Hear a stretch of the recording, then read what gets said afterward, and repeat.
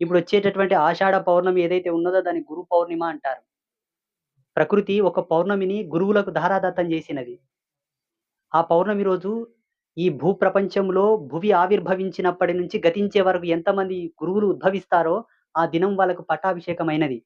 ఆ దినమున యోగ్యుడైన ఒక గురువుని, త్రికరణ శుద్ధి కలిగిన వాడు శ్రోత్రియ బ్రహ్మనిష్ఠుడు.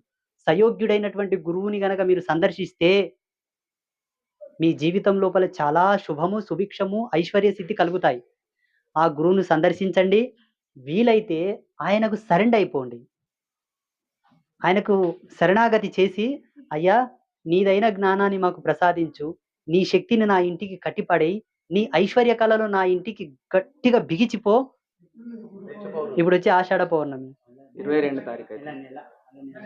ఆ రోజు ప్రతి ఒక్కరు గురువు దర్శనం చేసుకోర్రి. ఆ గురువు చేత తప్పకుండా మేము పల్లెటూరులో